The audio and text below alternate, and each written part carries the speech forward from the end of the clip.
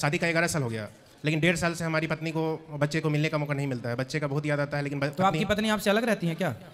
हमारी पत्नी अलग रह रही है, अपने मम्मी पापा के साथ रहती है। क्यों क्यों? वो उसका गार्जियन है, सो मम्मी पापा भाई नहीं है, उसका गार्जियन है, सो जीजा है लड़की का, जो नहीं चाहता है परिवार बसे, उसने भगा दिया उसको। शुरू शादी के टाइम से हंसी मजाक उसका चलता था। मतलब आपकी पत्नी से उनके जीजा का जी, जो हंसी मजाक चलता है, हंसी मजाक वगैरह और जो भी है शुरू से चल रहा था। तो पत्नी तो आपके साथ जब थी तब तो अच्छी थी? हाँ थी, साथ अच्छी थी। जब मैं समझाता था तो समझती भी थी, और कुछ टाइम झगड़ा हुआ, जो सोती रह जाएगी, स्कूल में बच्चे को नहीं भेजेगी, तो हम गुस्सा करते थे। तो ऐसे करके वो भी गुस्सा की, हम भी गुस्सा हुए थे इस मैटर पे। वो घर में फ़ोन की, तो उसको जीजा को पता चला, तो उसका जीजा भगा दिया और वो अपने मायके आ गई। हम साथ में रहते थे जोशीमठ में, आर्मी में। तो फिर आपकी पत्नी से अब आपकी बात नहीं होती? नहीं बात होती है सर। और बच्चे से भी मैं अभी भी छुट्टी जा रहा हूँ। अभी 2 महीने पहले भी गया था, काफ़ी कोशिश किया, गया भी पत्नी को ह्यूमन राइट को लेके भी गया था साथ में। पत्नी को पैर पकड़ा कि चलो घर बसाओ, जो भी हुआ हमारी ही पूरी गलती है, लेकिन वो मानने को तैयार नहीं है। उसकी माँ को पैर छुआ तो गाली देती है, पत्नी गाली देती है, बच्चे से मिलने का मौका नहीं देती। बच्चा का बहुत याद आता है, लेकिन बच्चे से भी मिलने नहीं देती है। उसका भाई है, सो बच्चे को गोदी भी लिया तो उसका भाई छीन ले रहा है, गाली गलौज कर रहा है। किसका भाई? लड़की का भाई, जो हमारी मैडम है भारती कुमारी, उसका रंजन नाम है उसका छोटा भाई का। आपका साला? जी जी। तो कितने 1.5 साल से घर में है? जी सर, 1.5 साल से। तो आपने उसके जीजा को फोन लगा के बोला कि भाई तुमने हमारा घर क्यों बिगाड़ दिया? जीजा को बहुत कोशिश किया, प्रयास किया, वो मानने के लिए तैयार नहीं है। तो उसका जीजा मतलब आपका साड़ू हुआ ना? सारू हुआ, जो हमारी बड़ी सिस्टर, हमारी मैडम की बड़ी सिस्टर का जो पति है, उसको सारू बोलते हैं सर। वो नहीं चाहता है परिवार बसे, गार्जियन वही बना है उसके घर का। अच्छा, मुखिया वही बना है? जी। और हर जगह लाइजन लिंक है, नेतागिरी करता है आरजीपी में। देखो एक बात बता दूं आपको, रिश्ते तब टूटते हैं जब आप दोनों के बीच में कोई तीसरा बाहर वाला इंटरफियर कर देता है। रिश्ते टूटने की वजह क्या है? जब आपके पर्सनल मैटर में, आपके पर्सनल जीवन में कोई बाहर का तीसरा जब इंटरफियर करता है, जब वो प्रवेश करता है आपके जीवन में, तो रिश्ते टूट जाते हैं।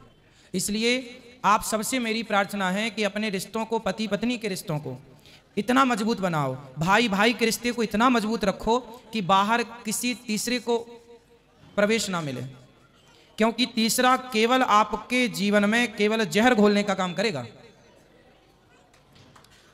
अब देखिए, जरा सा मौका मिल गया मंथरा को, तो एक रात में उसने विष घोल दिया। एक रात में, एक रात भी पूरा नहीं मिली इसको, मतलब 2-3 घंटे में ही उस मंथरा ने कैकेयी के जीवन में जहर घोल दिया।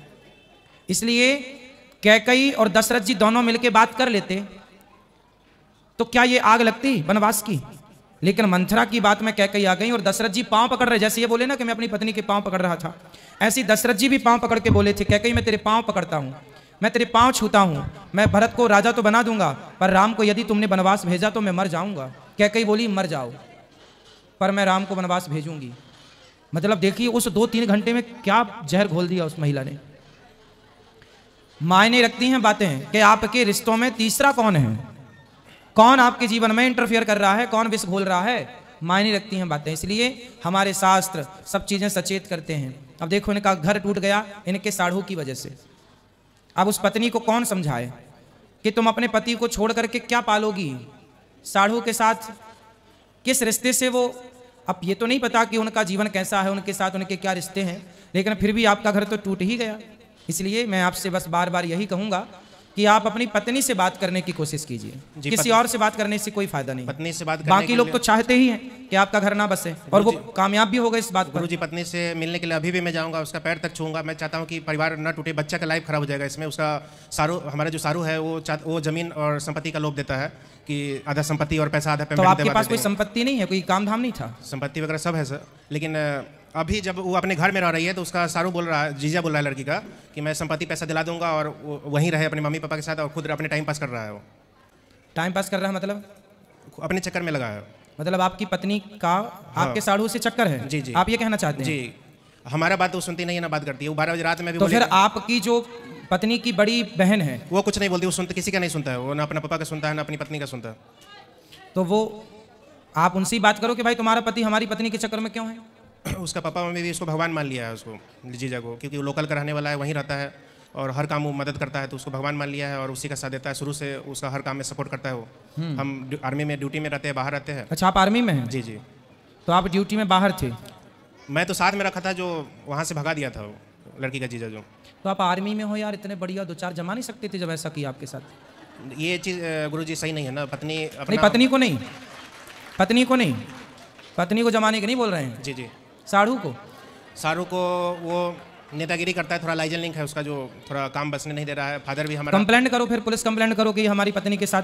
पुलिस में भी सब मिले जुले हैं थोड़ा। मैं अभी इससे पहले 2 महीना पहले गया था, सारू को भी मिलने जुलने 2-3 आदमी 4 आदमी से तो कंप्लेंट डाल दिया थाना में। तो थोड़ा मिला जुला है। आरजीपी में नेतागिरी करता है वो, गुड्डू चौधरी नाम है उसका। तो फिर देखो, पुलिस कंप्लेंट से भी काम नहीं बना, मतलब कोई भी हालत में काम बनने नहीं दे रहा है वो। फिर आपने क्या निर्णय लिया?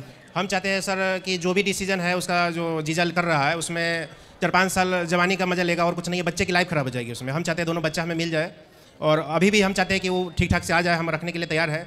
लेकिन जो भी गलती काम की है, जो भी की है अभी तक, हम चाहते हैं परिवार बच जाए। क्योंकि बच्चे के 2 बच्चे हैं सर, 10 साल का एक लड़की है, 7 साल का लड़का है। तो बच्चे की इसमें लाइफ खराब हो जाएगी, क्योंकि दोनों बच्चा सूख गया, कमज़ोर हो गया। जो हमारे साथ था, जो शरीर ठीक ठाक था, गोरा चिकना था, वो चीज़ नहीं है अभी कंडीशन। काम करवाता है वहाँ दोनों बच्चे से, पढ़ाई लिखाई स्कूल में, गाँव स्कूल में, लोकल में भेजता है। वो भी एक लड़की को भेजता है, लड़का को भेजता नहीं है। तो आप देखो अपने बच्चों, आप देखो बच्चों के लिए आपको फिर जंग जीतनी पड़ेगी। भगवान राम यही तो कह रहे हैं कि सीता को हर के लंकापति ले गया, तो राम उस लंकापति को से सीता माँ को वापस ले आए। हर पति का धर्म है अपनी पत्नी को वापस लेके आए। यदि वो किसी चंगुल में है तो आप उसे आजाद कराइए। मैं पूरा कोशिश में लगा हूँ, लेकिन कोशिश नहीं, अब तो कोशिश कर ली जी। सरकारी आप भाई धरना प्रदर्शन दे दो कि भाई हमारी पत्नी को इसने हड़प लिया जी। कुछ करो। सरकार क्यों, पुलिस क्यों नहीं सुनेगी, तो आप धरने पे बैठो। बोले भाई मैं अब केवल पत्नी के पास ही रहना चाहता हूँ, बच्चों का भविष्य नहीं। जैसे माने सामने वाला वैसे, साम दाम दंड भेद। भाई परिवार लाओ, नहीं तो वो आपके बच्चों को नौकर बना के भविष्य तो बर्बाद करेगा। भाई दूसरा आदमी, अब देखो ये जो एक होती है चोरी, एक होती है जारी, ये होती है जारी। मतलब स्त्री, देखो कई बार पुरुष बिगड़ जाता है पराई औरत के चक्कर में, और यहाँ तो स्त्री बिगड़ी पड़ी है पराई मर्द के चक्कर में। उसके चक्कर में वो तो अपना आनंद ले रही है, लेकिन बच्चे बिगड़ रहे हैं। बच्चों का ना पढ़ पाएंगे, ना वो कुछ भविष्य उज्जवल हो पाएगा। वो भी लाइफ टाइम नहीं रख पाएगा, 4-5 साल ही चलेगा। हाँ, कहाँ कोई रखता है किसको, ये समझ जाए दुनिया तो ये सब झंझट ही ना खत्म हो जाए जी। कौन किसका। देखो हर व्यक्ति को केवल चमड़ी से प्यार है जी, और ये तो चमड़ी की बातें हैं जी गुरुजी। तो बस वो चमड़ी की बात है, अब पता नहीं क्या है। इसलिए आपको धरना प्रदर्शन करना चाहिए। हम अभी भी चाहते हैं कि परिवार बच्चे साथ में रहे और खुशहाल जिंदगी जिए। बिल्कुल, हम भी चाहते हैं कि आपका घर बच जाए, लेकिन अब वो व्यक्ति बहुत शातिर है, तो फिर आपको धरना प्रदर्शन, पब्लिक का सपोर्ट जी। आप वहां जाइए, वहीं रहिए, आसपास के लोगों को बताइए अपनी बात, जैसे आप मेरे को बता रहे हैं जी गुरुजी। ऐसी सबको बताइए। सारे लोग साथ देंगे, सबके दबाव में थानेदार, वहां के पुलिस विभाग आपका साथ देगा, सपोर्ट करेगा। जी गुरुजी, करिए। यदि राम लंका में जाकर के सीता माँ को लेकर आए, तो आप भी जाके अपने साढ़ू से अपनी पत्नी को वापस लाइए।